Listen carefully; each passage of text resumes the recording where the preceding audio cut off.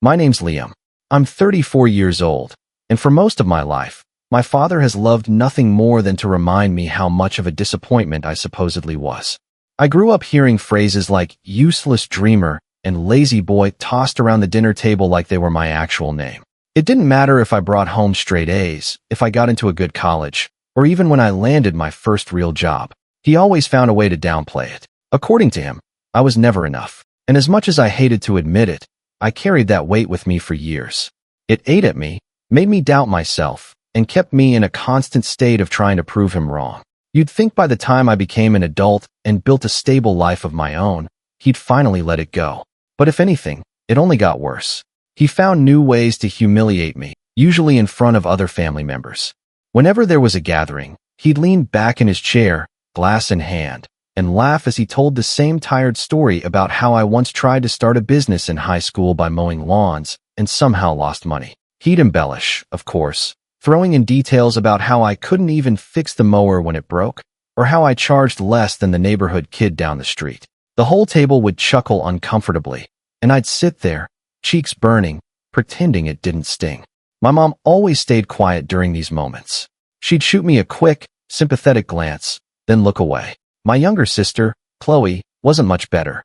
If anything, she liked to pile on. She'd grin at Dad's stories, add her own little jabs, and remind me how I was the golden child in my own head, not in real life. By the time I was in my mid-20s, I realized I wasn't just dealing with a father who had no respect for me. I was dealing with a family who had decided their favorite pastime was undermining me. So, I did what anyone in my shoes would.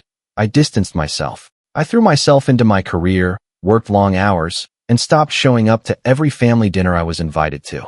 I thought maybe if I created space, they'd lose interest in mocking me. Or maybe, just maybe, they'd realize what they were losing. But my father wasn't the kind of man to just let go.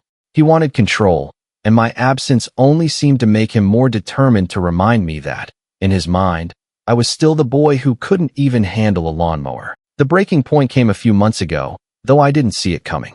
My dad had gotten into a bitter legal dispute with my late uncle's family over property. Somehow, in that mess, he decided I should be dragged into it. I tried to avoid it. I wanted no part in their endless squabbles, but before I knew it, I was subpoenaed. I had to sit in that courtroom, forced to listen as my father spun his narrative about how I was too irresponsible to be trusted with anything, not even a share of family property. And then came the words that still ring in my ears. My son can't even pay his own bills. He's always been a useless dreamer. I felt the room tilt for a moment. It was like being 10 years old again, sitting at that dinner table, every insult heavy on my chest. But this time, something was different. I wasn't the kid who had to take it. I wasn't even the young man quietly grinding to prove himself. I was a grown adult with years of hard work behind me and a life I had built without him. And then the judge leaned forward. He actually paused, looked straight at my father, and in the kind of calm, deliberate tone that cuts sharper than shouting, said, "He's been a senior surgeon for almost a decade." The air in the courtroom shifted. My dad's face went pale, like the blood drained out of him all at once. For the first time in my life, he had nothing to say. The silence that followed wasn't just uncomfortable, it was suffocating. I sat there stunned, my heart hammering in my chest. After years of being painted as a failure, the truth had been laid bare in front of everyone, and it didn't come from me. It came from an authority my father couldn't dismiss, couldn't talk over, couldn't mock. That moment was just the spark, though, because what happened after that's where things really started to unravel. After that day in court, you'd think my dad might have backed off. Most people, when publicly embarrassed like that, would at least learn to keep quiet. But my father wasn't most people. He had too much pride, too much stubbornness baked into his bones to ever admit he was wrong. Instead of easing up, he doubled down. The next week, I got a phone call from Chloe. She started off with her usual sugar-coated tone. "Hey, Liam, I just wanted to check in on you after court. Dad's been really upset, you know." That last part carried a subtle accusation, like I'd been the one to embarrass him, not his own reckless words. I stayed silent, letting her talk, because I could tell she had a script. She rambled about how Dad was just under stress and didn't mean what he said, then slipped in almost casually, "Besides, you know how you come across sometimes. You don't really share your life with us, and it makes it look like you're hiding something. Maybe if you were more open, Dad wouldn't have felt like he needed to say those things." That was Chloe in a nutshell. always finding a way to twist the knife while pretending to soothe the wound. I told her I wasn't interested in debating my career choices or my father's inability to show basic respect. Her tone instantly shifted, sharp as glass. "You're always so defensive, Liam. It's no wonder Dad thinks you're ungrateful." Then she hung up. A few days later, Mom showed up at my apartment unannounced. She carried a container of food in her hands, but her eyes were heavy. "I just want peace in the family," she sighed as she sat down at my kitchen table. She explained that Dad felt humiliated and blamed me for letting the judge make him look stupid. I nearly laughed at the absurdity of it. The judge had spoken the truth, and somehow I was the villain. Mom leaned in, lowering her voice like she was sharing a secret. "If you could just talk to him, maybe apologize, it would help calm things down." Apologize. That was her solution. Apologize for being publicly insulted. Apologize for the career I'd built. Apologize for finally having the truth spoken out loud. I told her I wouldn't be doing that, and her expression hardened. She left the food on the counter, stood up, and said, "I don't know what's happened to you. You used to be such a kind boy. Now it feels like you only care about yourself." She didn't even look back as she walked out. The whispers in the family started soon after. A cousin texted me saying he'd heard from my dad that I was arrogant now and thought I was better than everyone else because of my job. Another aunt cornered me at the grocery store and asked why I was turning against my own blood when my father had done so much for me growing up. It was like an entire narrative was being rewritten behind my back, and I was the villain in their version of events. Meanwhile, my dad played the victim. He told anyone who'd listened that I had embarrassed him in front of a judge, that I was disrespectful, that I had abandoned the family. He conveniently left out the part where he called me useless in open court. He told the story so many times that by the next family dinner, when I reluctantly showed up, the atmosphere was thick with tension. The room went quiet when I walked in, and all eyes darted between me and my father. He barely looked at me, but when he did, it was with that smug, tight-lipped smile that said, "I've already won them over." And the worst part? It worked. When the meal was over, Chloe announced that she and her husband needed help with a down payment for a new house. My dad, without missing a beat, said, "Liam can help with that, can't you? He's doing so well now, after all." The entire table turned to me, expectant. I felt like I'd been ambushed. I shook my head and said calmly, "I'm not giving anyone money." The silence that followed was deafening. My father scoffed loudly, then leaned back in his chair with that mocking laugh I'd grown up hearing. "See? All that education, all that money, and he can't even support his own family. Just proves what I've been saying all along. Selfish, useless dreamer." I clenched my jaw so hard I thought I might crack a tooth. The room buzzed with uneasy laughter, a few awkward coughs, and then Chloe burst out. "Wow, Liam, you really can't let go of the past, can you? We're family. We help each other." But that wasn't help. It was expectation, obligation, manipulation. And it was becoming clearer than ever that no matter what I did, no matter how much I achieved, they would always try to pull me down to keep me in the role they had written for me since childhood. That dinner was the moment I realized something. This wasn't just about disrespect anymore. This was about control. And if I didn't put a stop to it, they would keep tightening their grip until I either broke or finally fought back. The weeks after that disastrous family dinner felt like a slow drip of poison. Every interaction, every phone call, carried some new demand or guilt trip. If I didn't answer, they accused me of ignoring the family. If I did pick up, it was always the same chorus. "Help your sister. Support your dad. Why are you being so cold?" It didn't matter what I said. They had already decided I was the problem. Then came the betrayal, the kind that takes whatever fragile thread of trust you have left and severs it completely. It started with a letter in the mail. At first glance, I thought it was junk. But when I saw the sender's name, my bank, I felt a knot twist in my stomach. Inside was a notice. A loan application had been filed under my name, flagged for additional verification. I froze. I hadn't applied for any loan. When I called the bank, the representative hesitated, then explained that someone had attempted to co-sign using my information. The applicant, Chloe. I remember sitting at my desk, gripping the phone so tightly my knuckles went white. She hadn't even asked me. She had taken my personal information, likely something she'd gotten years ago when we were filling out family paperwork, and tried to use it to secure a massive loan. The bank caught it because the signatures didn't match and because, thankfully, I'd set up alerts for anything tied to my credit.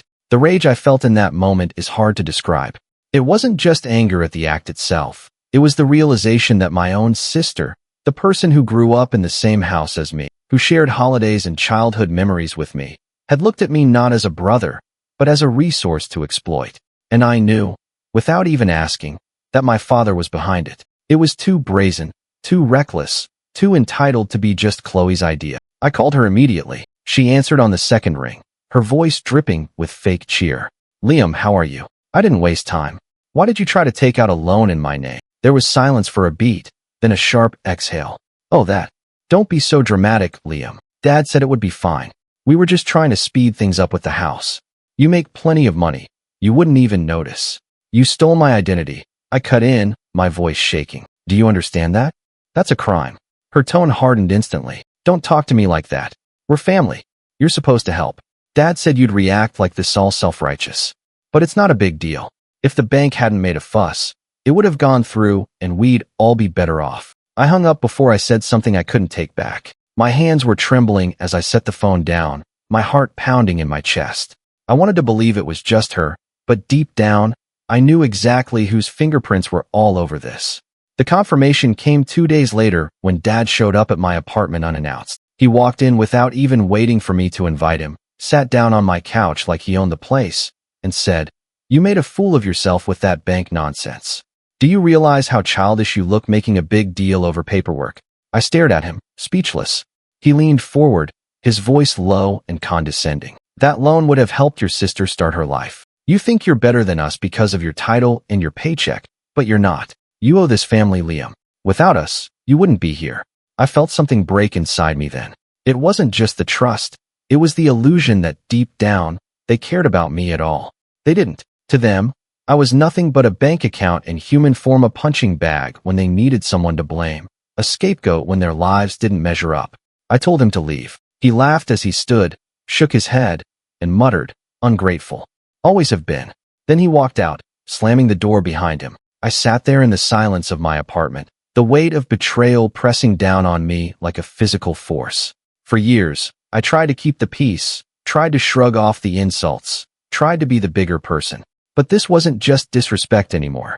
This was theft. This was manipulation on a level I couldn't excuse or ignore. And in that moment, I knew there would be no going back. The days after my father stormed out of my apartment felt like walking through fog. I went to work. I scrubbed into surgeries. I spoke to patients with the same calm professionalism I'd always carried. But inside, I felt hollow. Every time I pulled off my gloves and washed my hands, I'd catch my reflection in the mirror and barely recognize the man staring back, a senior surgeon, respected in the hospital, but somehow still reduced to a child in his father's eyes. Worse, reduced to a tool to be used and discarded. The betrayal with the loan left ripples I hadn't expected. My credit report flagged the attempted fraud, and I had to spend hours on the phone with banks, verifying my identity, putting freezes on accounts, and explaining to strangers that yes, my own family had tried to forge my name. Each call chipped away at something inside me. It wasn't just paperwork, it was humiliation. I had to say it out loud, admit it, make it real. My sister tried to take out a loan in my name. The more I repeated it, the heavier it felt. Meanwhile, the calls from family didn't stop. They weren't apologetic, they were hostile. Chloe left a voicemail crying about how I had ruined her chance at a future. My mom texted me paragraphs about how family comes first, and how I was letting resentment destroy everything. Even an uncle who I hadn't spoken to in years called to say I should let it slide for your father's sake. It was as if they had all agreed that I was the problem. Not the theft, not the lies, not the betrayal, but me, for daring to say no. I stopped answering. I silenced my phone, let the messages pile up, and focused on the quiet of my apartment. At night, though, it wasn't quiet. At night, the words looped in my head. Useless dreamer. Ungrateful son. Selfish. I would lie awake, staring at the ceiling, wondering if maybe they were right. Maybe I had become arrogant. Maybe I was cold. Maybe the success I had worked for all these years didn't erase the flaws they had hammered into me since childhood. It hit hardest one Friday evening. I had just finished a 14-hour shift, a surgery that dragged on longer than expected, and I came home to find an envelope slid under my door. No return address, just my name in my father's handwriting.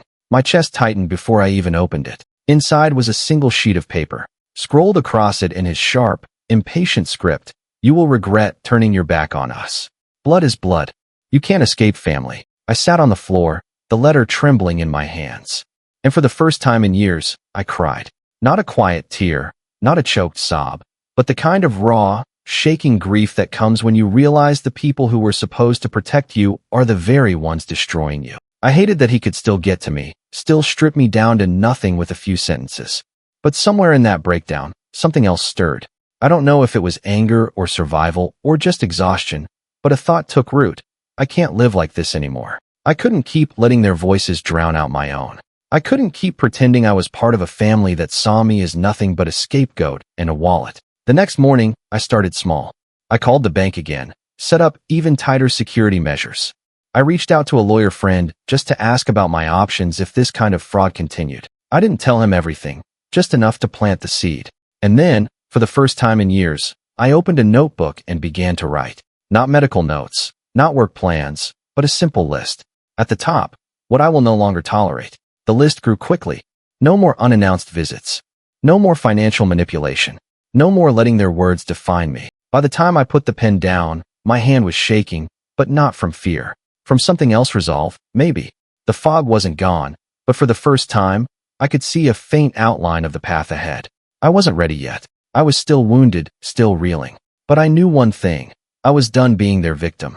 And sooner or later, they were going to see just how much of a useless dreamer I had really been. The shift didn't happen overnight. It wasn't some cinematic moment where I woke up one morning with all the pain gone and a clear plan in front of me. It was gradual, like the slow return of feeling in a limb that's been asleep for too long. But the more I leaned into my own life and away from theirs, the more I started to realize how much space they had been taking up in my head. Work, for one, became a sanctuary. I'd always been proud of what I did, but now I threw myself into it with renewed focus. I took on more challenging surgeries, mentored younger doctors, and accepted speaking invitations I would have avoided before. The hospital director pulled me aside one day and said, "Liam, you're becoming one of our cornerstones." It floored me. For years, I had been hearing only one narrative: that I was inadequate, undeserving, a disappointment. To have someone I respected acknowledge my value felt like oxygen after being underwater too long. The recognition spread outside the hospital walls.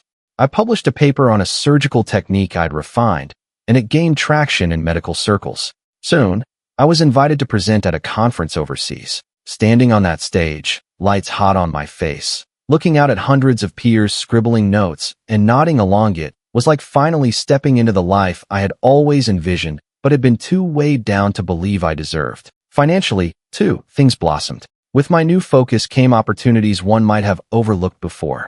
I invested smartly, not recklessly, and for the first time in my life, I felt secure. I wasn't just making money. I was building something sustainable. And the irony wasn't lost on me. The same man who mocked me as a useless dreamer was now indirectly fueling my drive to ensure I was never dependent on him or anyone else again. But it wasn't only work. I started tending to my personal life in a way I hadn't before. I reconnected with friends I had drifted from, people who reminded me of who I was outside of the family shadow. I even allowed myself to date again.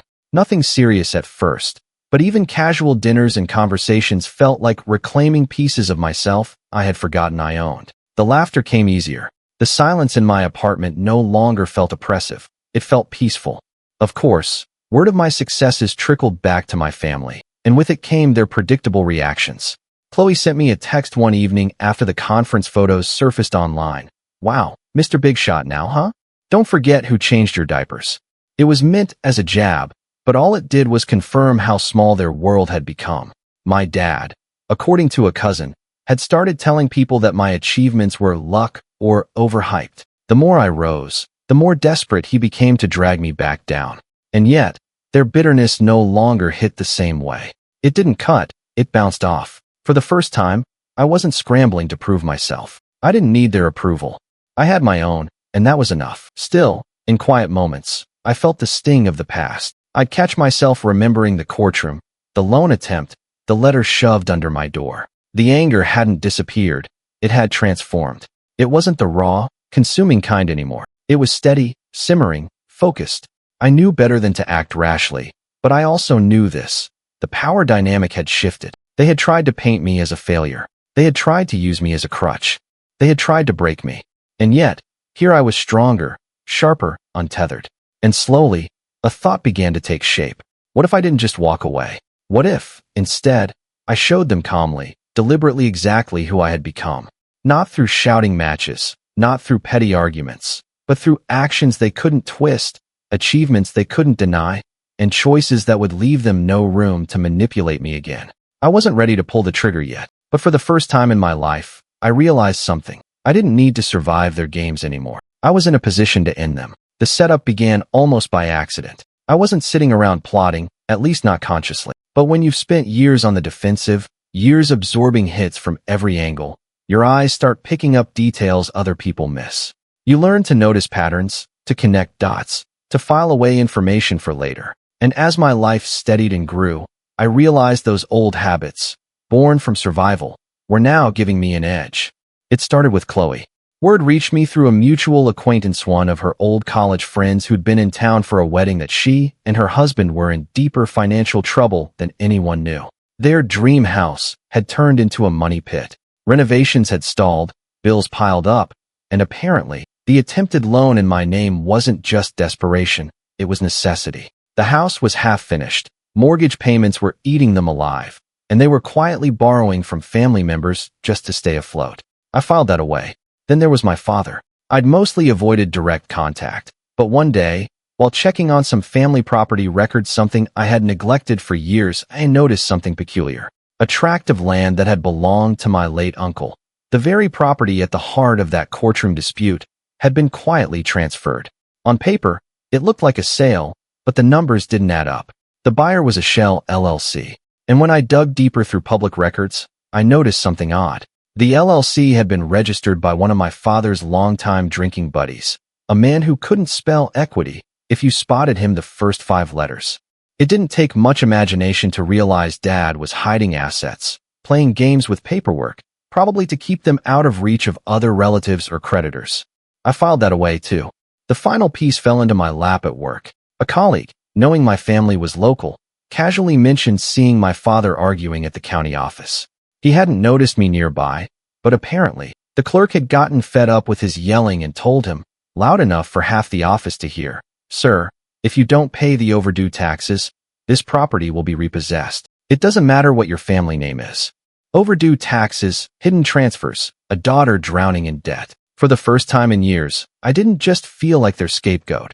I felt like someone standing in the shadows, watching as they dug their own graves with shovels they didn't realize I could see. The more I thought about it, the clearer it became. They had always assumed I was powerless, that I was too timid or too naive to fight back. They banked on the version of me they had bullied into silence. But that man was gone.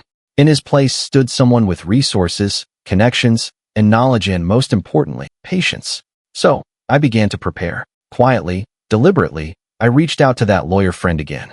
This time, not just to ask about fraud protections, but to walk me through the finer points of property law and inheritance disputes. I framed it as curiosity, professional interest, but I listened carefully, making notes.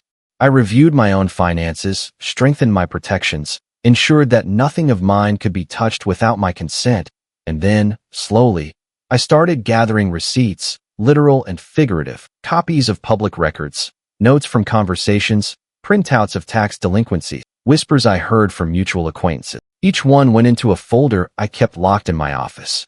Not because I was ready to use them yet, but because I knew a day would come when the opportunity presented itself. Every evening, when I sat in my quiet apartment with the folder on my desk, I felt the weight of it. It wasn't heavy physically, but symbolically, it carried years of insults, manipulation, betrayal, years of being told I was nothing. Now, finally, I had proof that the very people who mocked me were balancing on a house of cards.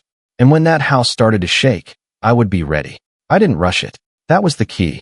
Revenge, at least the kind that leaves an echo, isn't about snapping back in anger. It's about patience, timing, making sure the other side never sees the punch until it's already landed. And for months, I watched quietly as the cracks in my family's facade widened. It started with Chloe. Her situation with the house reached a breaking point. Contractors had walked off the job unpaid. The mortgage was behind. She and her husband were juggling credit cards to cover groceries. But outwardly, they still tried to project this image of moving up in the world. I waited, saying nothing, until one evening she called me, her voice brittle. Liam, she started, forcing brightness into her tone. You know, I've been thinking about how close we used to be as kids. Don't you miss that? I feel like we've drifted, and I'd love to rebuild that bond. Family is everything, you know. I let her talk for nearly 10 minutes before cutting in. How much do you need? There was a pause. Then she laughed nervously. What? Oh, come on, Liam. I wasn't. How much? I repeated. The silence stretched, and finally, she admitted it. They were staring down foreclosure. They needed tens of thousands, fast. I told her I'd think about it. But instead of wiring her a cent, I sent an anonymous tip to the bank's fraud department about her prior attempt to co-sign under my name. I attached documentation I had carefully saved. I knew it wouldn't land her in prison, not yet, but it would put a red flag on any financial application she touched, which meant that when she and her husband tried to refinance to save the house, the doors slammed shut. The foreclosure notice came within weeks, and I never had to raise my voice, never had to lift more than a pen. Then came my father. His Shell LLC game had always been sloppy, and I suspected he counted on no one in the family being savvy enough to connect the dots. But I wasn't the boy who once got mocked for losing money mowing lawns. I was a surgeon precise by nature, patient by training, and armed with knowledge. With the help of my lawyer friend, I compiled every record I'd uncovered. The transfers, the overdue taxes, the shady registrations. We didn't go straight to court. No, that would have been too obvious. Instead, we filed a quiet inquiry with the county, citing concerns over irregular property transfers. Bureaucracy is slow, but it's relentless.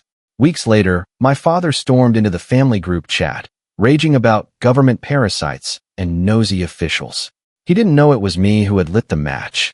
All I had to do was sit back as the county flagged his properties for review and the IRS took an interest in his taxes. And still, I kept my distance. That was the most satisfying part. I didn't argue with him. I didn't show up to shouting matches. I didn't give him the satisfaction of knowing I was behind it. I lived my life, attended conferences, scrubbed into surgeries, smiled at colleagues. Meanwhile, behind the curtain, the world he thought he controlled was collapsing. The final stroke came when an extended relative, the same cousin who had once texted me parroting my dad's insults, reached out in a panic. Did you hear about your dad? They're saying he might lose the property. And Chloe, she and her husband are back living with your mom. It's bad, Liam. Real bad. I almost laughed, but I didn't. Instead, I said calmly, I hope they figure it out. That was the beauty of it. I didn't need to gloat. I didn't need to declare victory. The revenge wasn't about rubbing their faces in it. It was about finally shifting the power. They had spent years telling everyone I was nothing. Now, without me lifting a finger in their direction, their own greed, lies, and entitlement had dragged them under. And they knew it. The next time I saw my father, at a relative's funeral of all places, he looked smaller not physically, but in presence.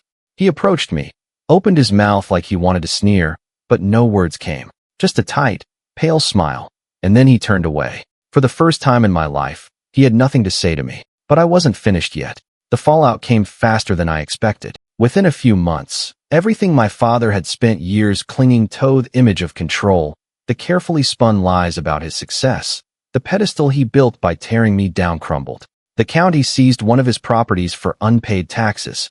The IRS froze his accounts while they dug through years of filings. And with his name tied to suspicious transfers, suddenly the friends he'd relied on for shady favors disappeared one by one. Chloe and her husband, meanwhile, had no house, no savings, and no credit worth speaking of. They slunk back into my parents' home, filling it with tension. My mom, caught between loyalty and exhaustion, started calling me late at night, her voice trembling. I don't know how much more of this I can take, Liam, she whispered once. But I had nothing to offer her except silence. I wasn't going to be her bandage while she refused to stop bleeding for my father and sister. The whispers in the extended family shifted, too. The same relatives who once parroted my father's lines about me being selfish now avoided eye contact with him. At gatherings, conversations stopped when he walked in. The humiliation he once loved to heap on me now lived squarely on his shoulders.